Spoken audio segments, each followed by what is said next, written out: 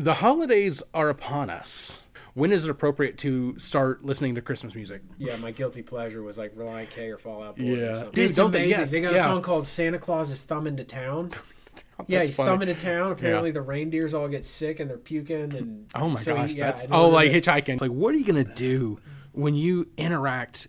When that person walks in the door, maybe you're that person. How do you know if it's you? I'll ask some weird questions just to really get them going. And of course, I'll get some looks from everybody like, you know what you're doing. You better stop. And I don't think anybody knows what the rules are. I'm an instigator. I will instigate it. Not in a like, clearly I'm joking way. Nobody's going to want it, but everybody's going to partake. What I try to do is I try to run interference. Like, I can hold a conversation with somebody on the left or the right. The goal is to be able to enjoy your family. You know, have some fun along the way, and have some fun at your expense too. Try to out conspiracy theory them. If they've been drinking, don't go down that road. Do not go down that road. Yeah, but do you really think AOC would do good in the WNBA? But yeah, try to have fun with it. And then just turn on some Alex Jones. Oh my God. Just turn them on YouTube.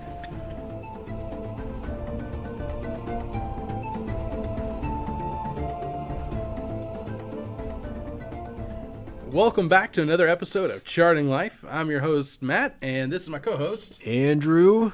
Yeah, Andrew. So welcome back to another episode here. Oh, weird. The holidays are upon us, and if I'm going to try to do my best to get this out before or by Thanksgiving, so you can be able to use the information that we're about to give you. You can go into the family feasts and everything armed, ready to go with these crazy situations that you're going to find yourself in. Some families are really good at being nice, calm, and civil, but we all know the stereotypes are there for a reason. You have that crazy Republican uncle and the really crazy blue-haired Democratic niece or whoever it is, but again, those are stereotypes. But the point is, you're going to have those who have very strong political or religious views, and it's not that they have their views. Everyone has their views, but they're going to be bulging forehead veins. That's right. They have their views. They want to share their views, and a lot of people try to prove that they're right or justify that they think they're right, that sort of thing. But we're going to talk a little bit about that today as we explore our island here on Charting Life, where we are exploring the unexplored, unexamined areas of our lives. So, yeah, Andrew, what's your favorite holiday? Thanksgiving or Christmas? Christmas? For sure, Christmas. Yeah. I had a friend who brought up this idea. People were talking about when you can do Christmas music. So let me ask you that first. When is it appropriate to start listening to Christmas music? Right after Halloween. Right after Halloween, so November 1, right? Mm-hmm. That same thing go with Christmas lights, decorations, that sort of thing. 100%. It's totally fine. It's Yeah, all on the table. My son this year wanted desperately. He loves Christmas. He also likes Halloween, but and decorating for fall and all that sort of stuff. But he once our church finished the fall festival, which is the 28th or something of October, 27th, 28th, he determined in himself that was done. It was done. So November 28th or 9th or whatever that Monday was this year, he said that's we can start decorating for Christmas. We're done here. Let's move on. Yeah, and I always dread doing the Christmas decorations because it's chaos. There's you do your best to put things back in order, but decorating, it's never been fun. It's so much of a chore for me, and I don't like it's weird. On one hand, I like, with the ADHD, I love more organized chaos. I know where everything is in a pile. Right. But when I see stuff strewn about the floor, I'm just looking at stuff that man, I'm going to have to organize this, clean it up later. I definitely stress out more about that than my wife does. She loves it. Mm-hmm. So she has a little bit of the stress and a lot of the fun, and I have the exact opposite. And so we pair really well. So while she's, decorating, I'm cleaning. Okay, so you answered that question. Yeah. So while she's decorating, I'm cleaning. And I have maybe less enjoyment in decorating, but that's only because I try to, I find more enjoyment in organizing things. But I had a lot of people complain about Christmas music. Some say you gotta wait until after Thanksgiving. Some say any time of the year. Some say after Halloween. Well, my wife would say we don't decorate for Christmas until after Thanksgiving. And I also just found out we're not allowed to watch Christmas movies until after Thanksgiving. But I say at least by the week of Thanksgiving, because one of my favorite things to do for Thanksgiving is to cook a dish, for the family. Yeah, you at least gotta get the practice in. And while I'm cooking, watch a Christmas movie. Yeah, that sounds good. What's your favorite Christmas movie?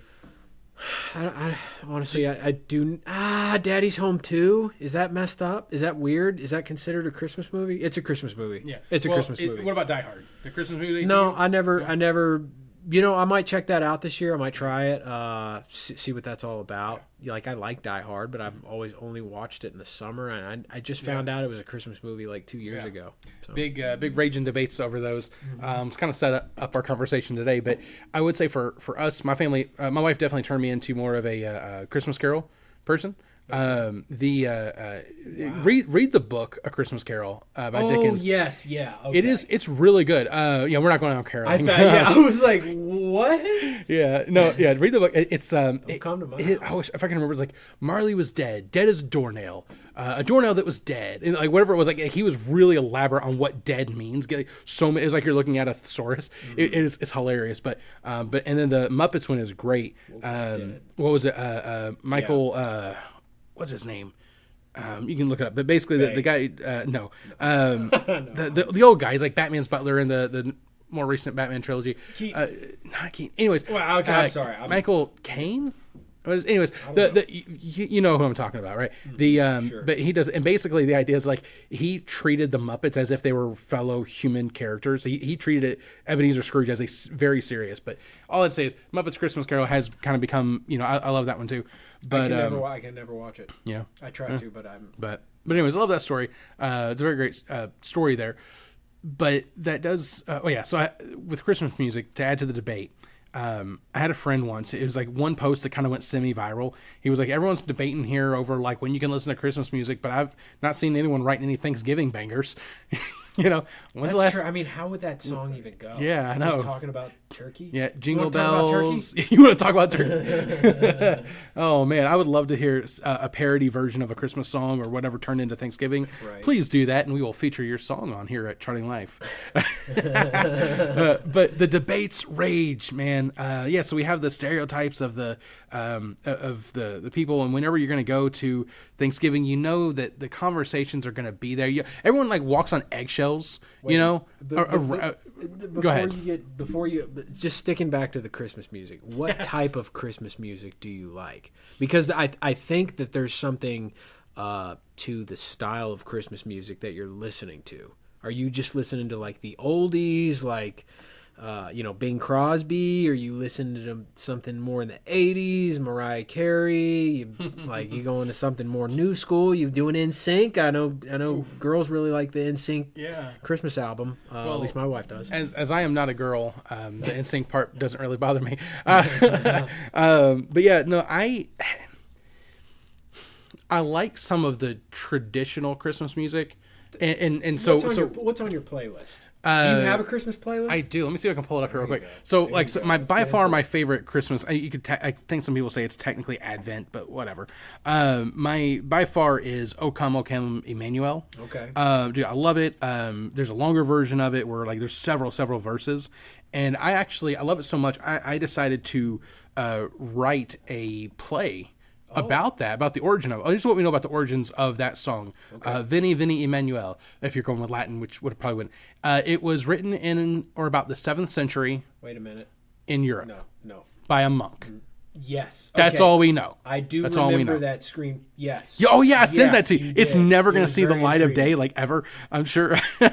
I loved it. I think it's great. It was from what I read of it. Yeah. But unfortunately, I have a problem with getting through finishing things. So but I've actually thought about trying to make that turn it into a book. That's probably better off. I cringe at thinking of some of the stuff that I did in writing. It was just like that's just not great. Okay, so I think I've got 2 different playlists. One that kind of was like in the mood, the Christmas theologically Christmas vibing there. Mm-hmm. Can I say vibing? I don't know. The kids are weird these days. But then I have another one that's a little more on the fun stuff. So I've got Third Day. I love that kind of the semi-southern, rock. And so they've got, O Come All Ye Faithful, Angels We Have Heard on High, Joy to the World, kind of, feeling more fun stuff. Jeremy Camp, let's see, Away in a Manger, Have Yourself a Merry Little Christmas. Some of those, I like some of those a good bit. Casting Crowns is really good too. Okay. 10th Avenue North did one. It's called Decade the Halls. Brilliant. So they actually started back, this might have been like the 20s. So like each song, it progresses the decades. Like 1920s is the first song, 1930s, 40s, 50s. And so the one of them was Good King Wenceslas. I love it. It's also a great song. Down on the Feast of Stephen. Oh, dude, you like that. Okay. Yeah. But that one's like got like the record sound and everything on it. It's pretty cool. You like punk rock? It depends. Did you like it rock depends. back in the early 2000s? Did you like Relient K? No. I never. I mean, it was a little too boy bandish for me. It's not boy band, but like the same style. But different... Fast forward Who boy are you bands. Thinking of? That's not Relient K. Like kind of the maybe. I wouldn't really consider it punk. It was punk rock, but I guess it was punk rock. Yeah, that wasn't really my like Fallout Boy. Yeah, I was a pretend hard guy listening to more of the pretend hard. Yeah, no, I know. I went down that road too. Yeah. But then that was my guilty pleasure was like Relient K or Fallout Boy. Yeah. No, they've got some stuff that's good. Well, they have a Christmas album. Oh, do they? And it's Relient amazing. K. Yes, they do. Don't amazing. they? Yes. They got a song called Santa Claus is Thumbing to Town. Yeah, he's thumbing to town. Apparently, the reindeers all get sick and they're puking. And oh my gosh, that's like hitchhiking. Yeah, exactly. It's great. It's that's like my wife loves them as well. If you want little weird stuff, Family Force 5 did it's a weird Christmas mix. I heard one of the. I do have one. But of their it is weird enough that I like it. I like some things that are a little weird. Yeah. Some of my tastes there are some things I like that are more mainstream. Some things are. It's just like. It's just styles I like. So I like folk music for one, but like not just American folk. I want like folk music that's natural to wherever the region is. So I like that kind of eclectic mix. But 10th Avenue North, and if you're a Christian, you grew up in like 90s, 2000s era church, evangelical type world, you'll know what I'm talking about here. Yeah. 10th Avenue North did one of their songs. Let me see if I can find it here real quick. But I'm very particular on my especially just Christmas music in general. Like either A, it's got to be fun, or B, you got to have a lot of talent. Right. Oh yeah, absolutely. In the band, specifically, if it's but more of just like a radio sound, So they did one. It was called Mistletoe, and it does fit kind of the Relient K-esque 2010 semi-punk rock type of stuff, and it's called Mistletoe. And so the idea in the story of the song, you're going to a Christmas party, he came a little bit late, and he's like hanging around the mistletoe, and basically ready for this girl so they can kiss on the mistletoe, and he's like, it's like she came into the mistletoe and we kissed, but it's okay, we're married, we're married, don't you know? And so I'm like, yeah, okay, yeah, you definitely grew up. It was Jeremy Camper. No, 10th Avenue North, man, they're pretty good. I love them. And there was David Crowder, of course, does stuff and good stuff in the Trans-Siberian Orchestra. That one song is killing. So I have one Christmas playlist. And I'll add maybe one song per year to it if it's the right song. Yeah. So please, somebody make some really good Thanksgiving bangers. Songs. Anyways, we're getting a little distracted, but hey, that's the holidays. We're having fun. One last one. This is not me. It's the Babylon Bee. They did a funny one. Basically, it was a headline saying David, the guy who wrote all the Psalms, or most of the Psalms, a lot of them, is that David thinks he's got a banger ready when he just wrote Psalm 23.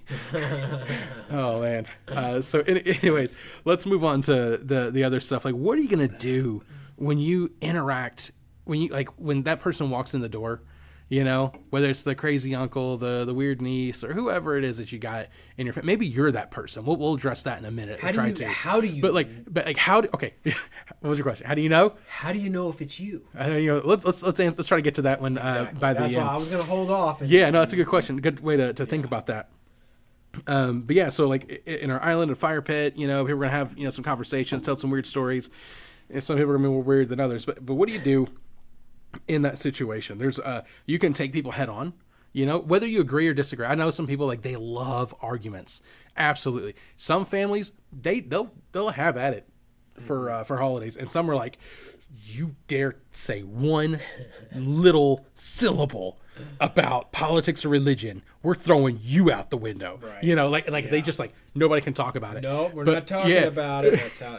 Yeah. So Yeah. So what do you like? What are your family's rules like on this stuff? Does your family have rules? Is it even if it's unwritten, unspoken? Like I would say yeah, it's probably more unspoken.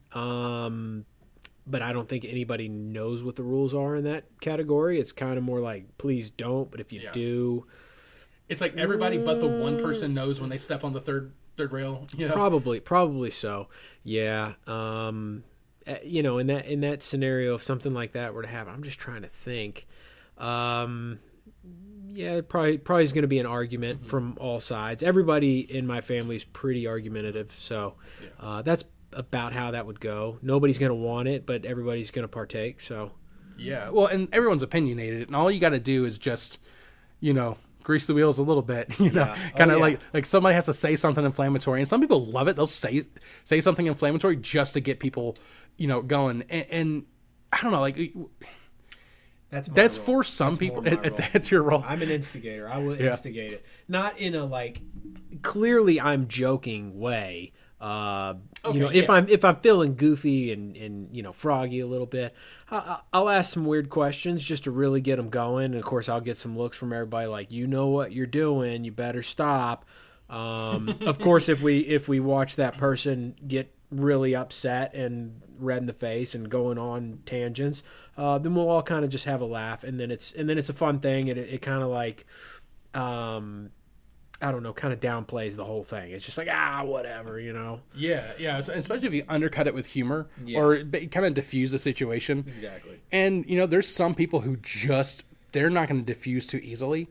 One of the things I've tried to do, and I've actually done it with family, with my wife's or whatever.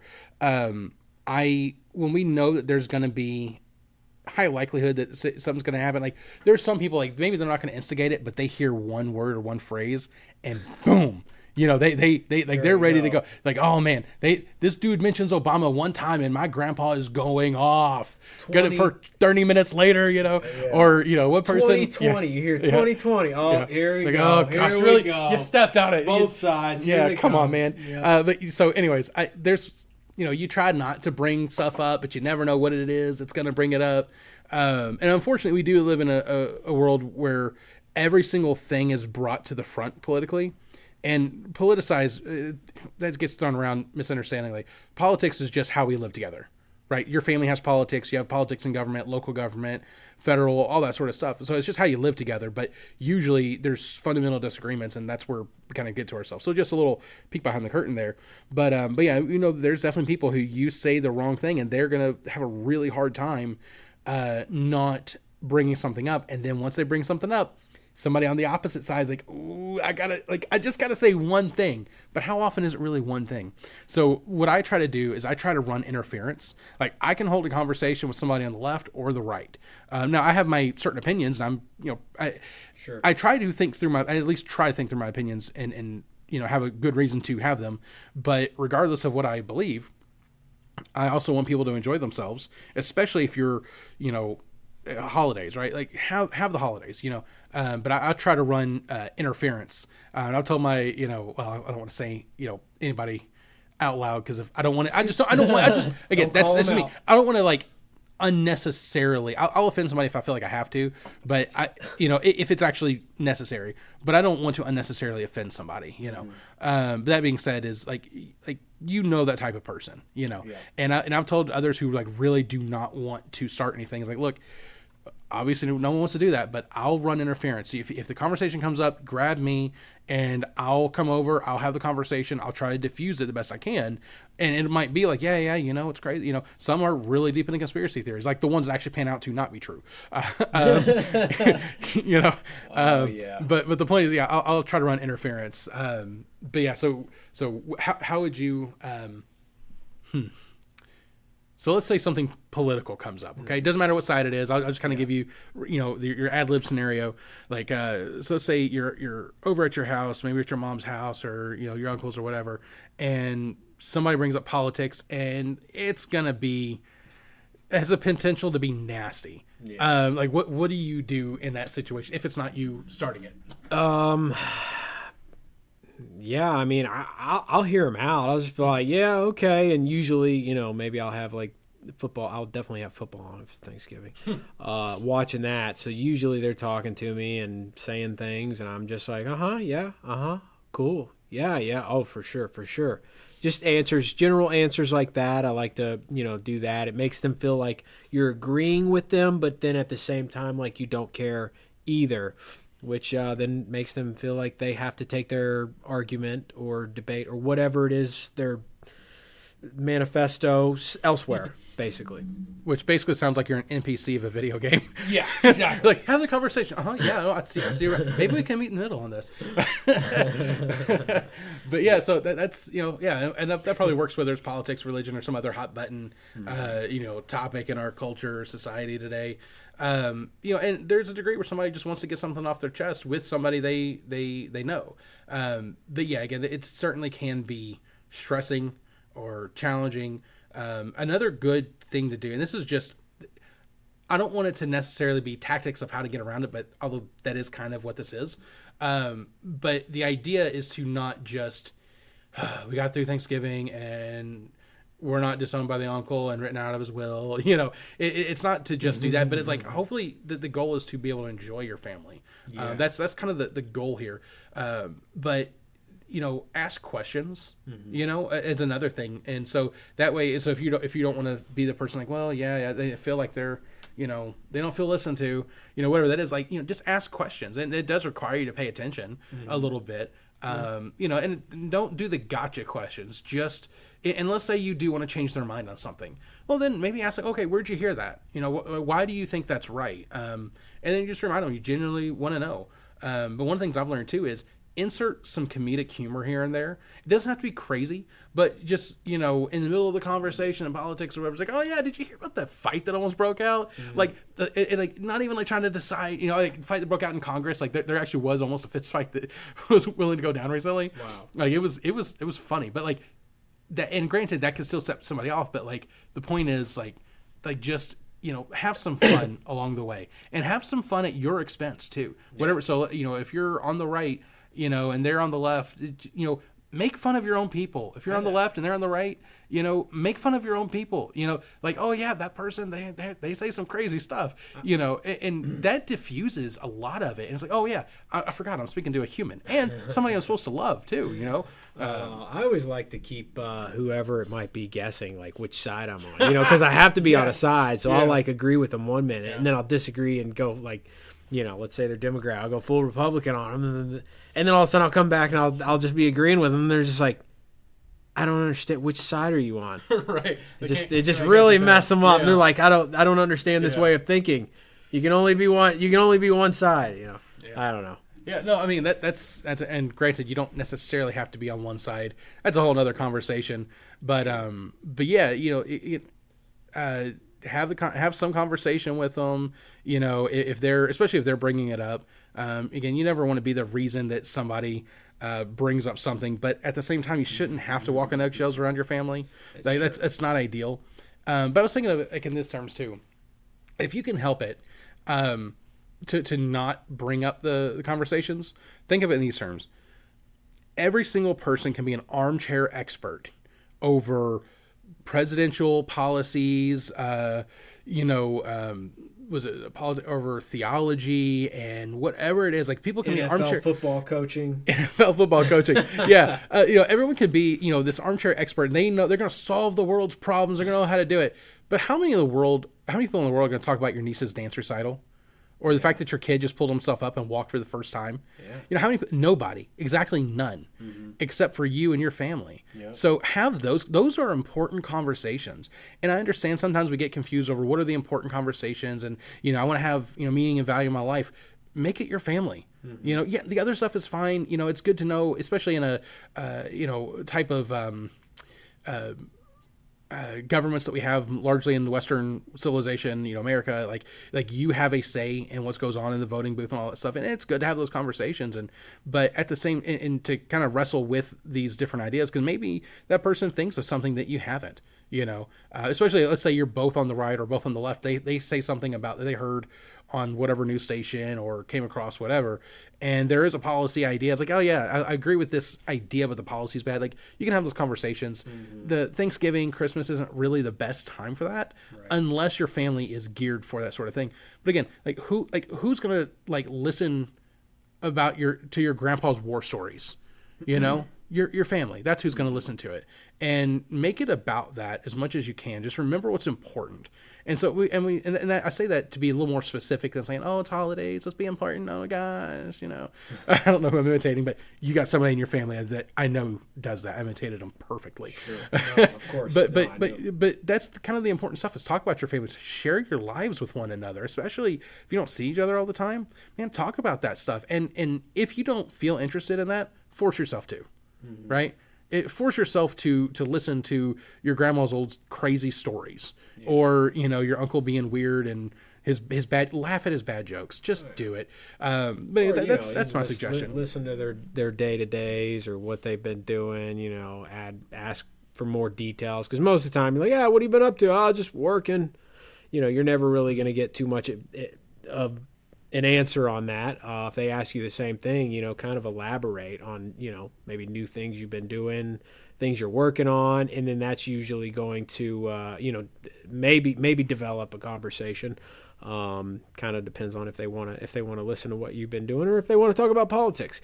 Yeah, I will say too, if whomever is going to bring up the political conspiracy theories, whatever it is, if they've been drinking, don't go down that road. Do not go down that road. Don't just. Usually, my favorite answers on those, especially that, because you're not going to get through to someone who's been drinking, is, I didn't know that, or I guess we'll see. Yeah. Those are always fun, and usually they feel like they've been heard, and it diffuses at the same time, and that's definitely a good point, especially when you got someone who's inebriated in some form or another. But yeah, again, I think asking questions is great, but maybe have some fun along the, come up with the absurd stuff. Here's a basis of what I'm thinking of. I heard there's this one family, they whenever there's an argument in the family, whether it's dad and kids and kids or whatever, they have to stop, get the clown noses out, wear the clown nose, and then argue. Then they can continue arguing, right? It's like you make it absurd, and it can only last so long until they start laughing. When you laugh, it just kind of cuts it up, being like, So I mean, let me think of something crazy here. Everybody puts on the clown fro as well. That would be great. And they're like the guy shaking his hand really hard. You just see his fro jiggling. So one would be, let's say there's a conspiracy theory. I saw this online, so I can't take credit for it, but it's still pretty funny. Is try to out conspiracy theory them. Especially if it's good. So it's like, you think the moon landing is fake? So you think there's actually a moon? Really? Come on. The Earth is flat. Yeah, you think the Earth is flat? It's actually a cube. Whatever. You just gotta out conspiracy them. Just get real with them. Talk about the Princess Diana and the MI6. Whatever it is. Yeah. And another thing is maybe put the subject matter of whoever they're talking about. MI6 did kill Princess Diana. Did they? I thought it was MI2. See that right there? Whatever it is. I don't know enough details, but but did you say 007? But again, those are see that right there. This nice subtle they're gonna wait a second. Did you just say that? Yes, I did. This is perfect here. But again, take that particular person and put it in an absurd scenario. Princess Diana, she died and everything. It's a tragedy, however she died. But could you imagine her playing soccer on the space station?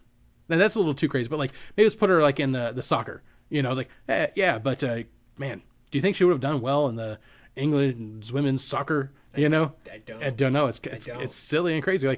Let's say okay, yeah, but do you really think AOC would do good in the WNBA? That's put it in some weird scenario again, or how would they do on this reality show? Again, you're just taking it it's out of left field, but it still integrates a little bit of what they're saying. Right. So you're still listening to them. And again, if you have fun, make little jokes, and sometimes make some jokes on yourselves too. You don't have to be harsh on yourself, but make some little jokes here and there. Like, oh yeah, remember that time you remember that time that Aunt Shirley burnt the sweet potatoes and tried to pass it off as a new recipe? Like, come on, man! Like, you remember that? Wow, yeah. I was just gonna say, yeah. What if you go crazy on the conspiracy theories and then they really start telling you what they think, and it goes just down this dark little road, and you're like, whoa, what did I get into? I don't even. Yeah. That's okay. They start bringing up the fact that they arrested Hillary Clinton and they're going to hang her in Times Square tomorrow. Yeah. We're not suicidal. We are not. No, they're hanging her. She doesn't want to be hung. They're hanging her. Yeah. That's the running joke there. That's a good example. See if you can think of another crazy example or two where it's like, so the aliens built the pyramids. Yeah. Why wasn't it angels? Demons could have been angels. Usually they're going to say it was some type of spiritual being. Then maybe at that point, or like a I don't know. Yeah, some higher plane of existence. I don't know. Yeah, something of the sort. Like that's what aliens are after all. What if that's what God is? An alien. Anyways, you could go down that path. Yeah, but try to have fun with it. And then just turn on some Alex Jones. Oh my God! just turn them on YouTube.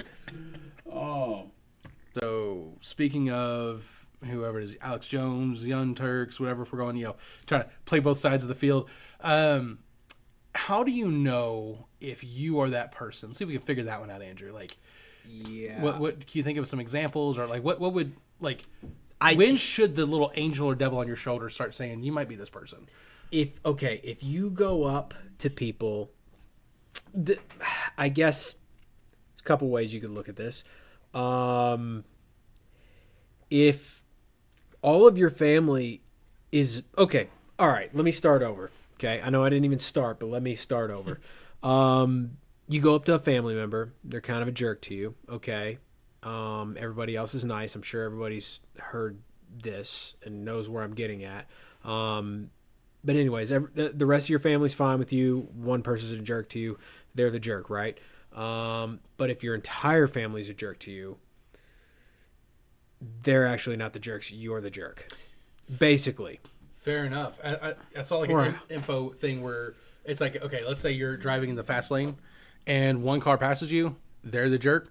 But if every car's passing you, you're the jerk. Yeah. So it's the same concept there. Yeah. I would say maybe think of...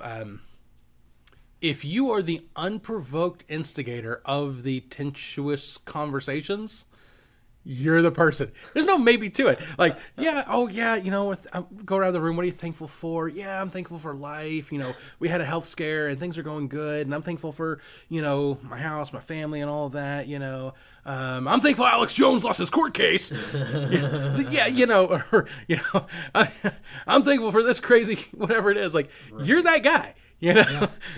You start bringing up politics in or whatever, during the giving thanks part. Right. Yeah, you might be that guy. Yeah. Or if everybody's standoffish towards you, like if you try to go and talk to them and nobody wants to talk to you, you might be that guy. Yeah.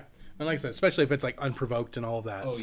I think it's probably a good stopping point for this part of our journey. But holidays are coming up. Have fun. Focus on your family, or whatever it is that it's important in your life. Some people do,